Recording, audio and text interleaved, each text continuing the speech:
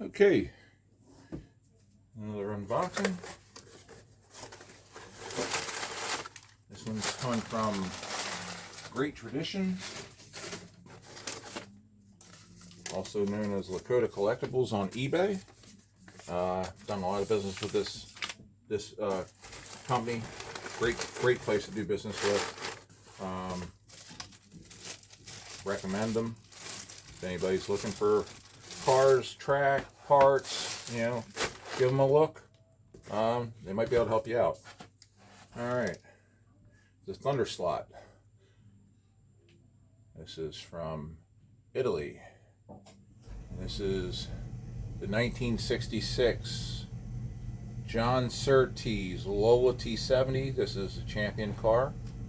So this is the championship car of 66. I have the championship car from 67. I just got the Shadow.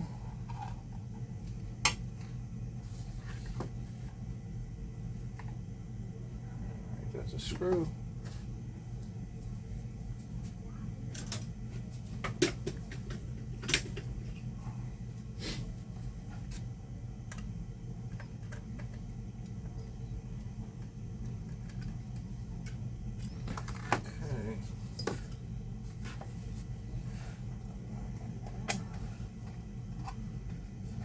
Looks like one of the wheel inserts came loose.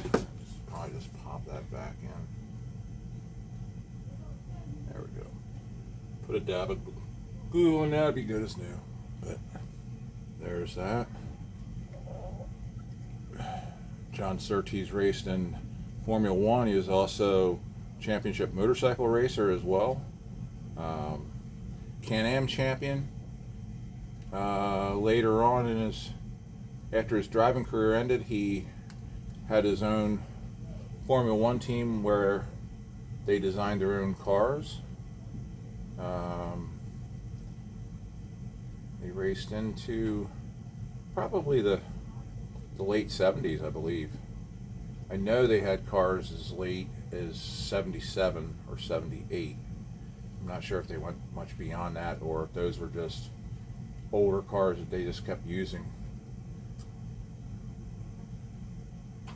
Yeah, another Can-Am champ. Like I said, I just got the Bruce McLaren. That's the 67 car.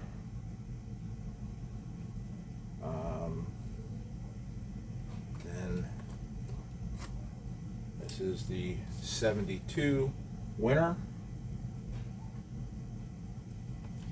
Here's the 73 winner, Mark Donahue.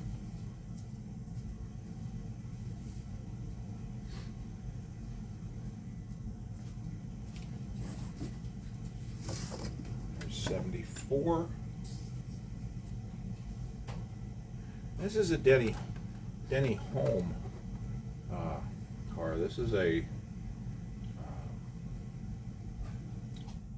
actually a little bit bigger than, I don't know if this was a 1970 or 71 season car. I'd have to go back and look. But yeah, Denny Hulme. Him and the McLaren traded off championships from 67 to 70. The odd years was McLaren, the even years was Hulme. In 71, Peter Revson won the title. Bruce McLaren was killed in a testing crash at Goodwood in 1970. Dan Gurney took over some of the driving duties, finishing out the season. Denny Hulme won the championship in the following season. Revson won, so it maintained that every other year title for the McLaren team drivers. And you can see the size difference in these cars. I mean, this is just a little bit bigger. It's not much bigger, but it's a little bit bigger. It's probably a 1/30th scale. This is one of the ones that has an actual differential in it. I haven't run that car yet. I got to take and look into that more, because people say if you don't do the right things, you can burn up the diff. And I definitely don't want to do that with this car type. I've got several different Can-Am and or Group 7 cars of that era. I also have the team car for the Falmer car that Donahue drove when he came back from his injury of breaking his leg in a testing crash. Rear bodywork came off the car, and he sailed off the track, and I like end over end and broke his leg. And while he recovered, George took over the car and basically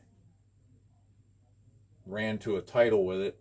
Mark came back later in the season and ran a few of the races.